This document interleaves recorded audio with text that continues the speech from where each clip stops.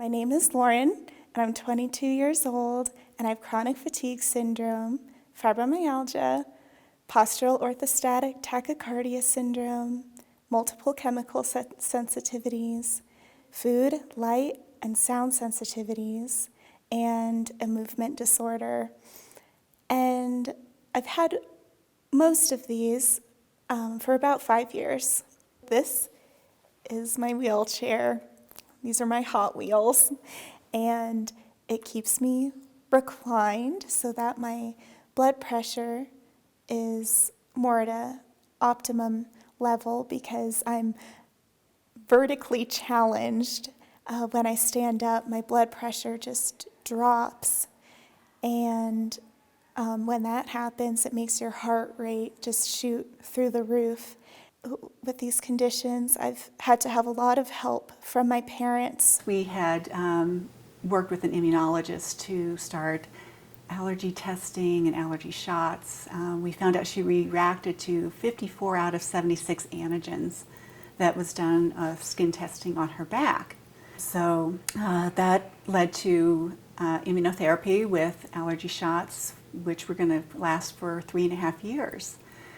Now, the difficulty with that was she couldn't tolerate it very well either, and they could never give her a therapeutic dose because her body would overreact to what she was getting. And a lot more malaise. I was very, very tired and sleeping a lot. She became highly sensitive to light and sound. It had gotten to the point where I just stopped looking at my laptop. Even though I would bring it to the lowest setting, it was still just too bright. We would have to put a washcloth over her eyes because the sunlight, even with sunglasses on, was too bright. And the music that they would play in the doctor's office, even with earplugs in her ears, foam ones that for 70 decibels was too loud and annoying to her, too stimulating. My dad wrote Post-its on the doors saying, "Please close gently," but it was never gentle enough, even though we had those reminders. And I would just jump out of my chair and I'd just start crying. Her fibromyalgia would really become very painful in her muscles and joints. The pain that you just constantly have, it's impossible to fall asleep because you'll never find a comfortable position. I had to make all of her food because she required a special diet.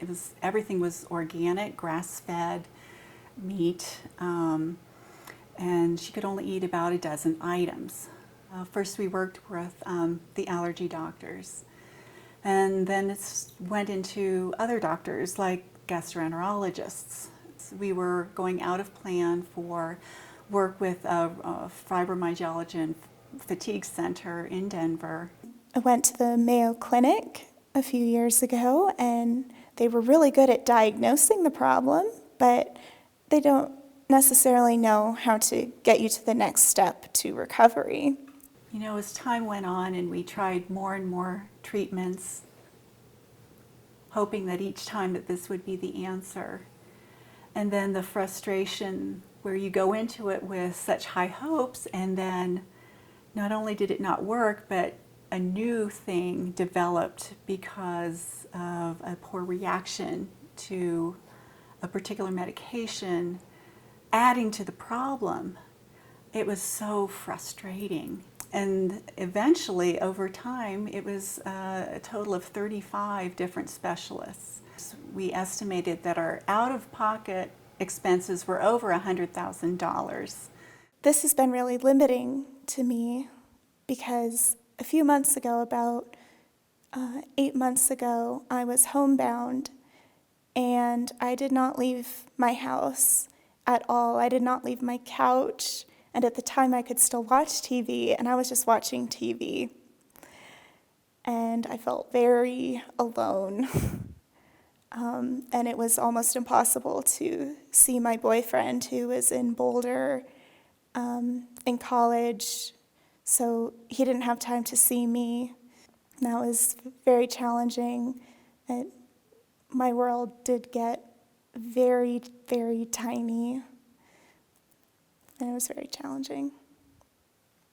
By the time it was October of 2012, Lauren's psychological symptoms were at a peak. She was so depressed and suicidal. She did not want to live anymore because, to be honest, her world was it was just so bad. It's so limiting, so isolating. Lauren was in a very, very grim state, both physically and emotionally. And she did not see a way out.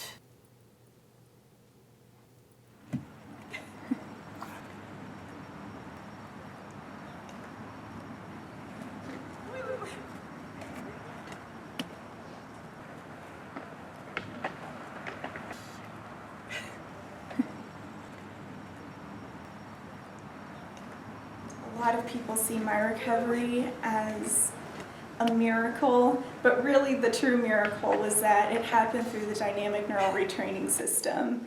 I had began to wonder if there was a connection with the amygdala based on a little snippet of information I had learned. And I actually said a prayer to God and said, if this is the path you want me to take, if this is the direction I should go, please, please send me a sign. We got that sign from her functional medicine doctor because he had a patient that mentioned this program to him. And even though he had no idea if it was going to be effective, but that turned out to be the key to Lauren's recovery. I'm supposed to go on to talk about what my life is like now. And, well, of course, it's dramatically different. I'm sitting here, I'm talking to you. I'm not closing my eyes because it's too bright. And I mean, I get to be who I want to be. It's great. I get to laugh and really have a good time. And I've been a little busy lately where I just got married a little over a month ago and moved to here in California just a couple weeks ago.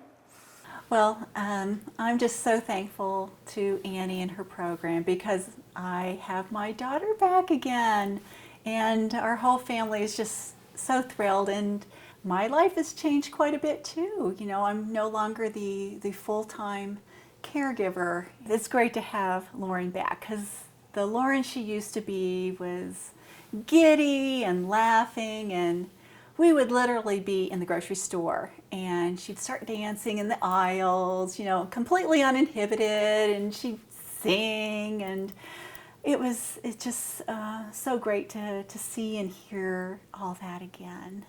Where I was a year and a half ago, sitting where you are now, I was not sure I would commit to the 6 months or even do the practice like I knew I should, an hour every day in addition to doing the rounds of practice when pops come up. I thought that if I just really understood the information, that it would do what it needed to do to rewire my brain. But if you are really serious and committed about really having a second life here, I'd say just do the practice as it's laid out. Just do it, because yes, it is a lot of work. It's a lot of work, and it's a huge commitment, but all the work you put into it is nothing in comparison to what you get out of it.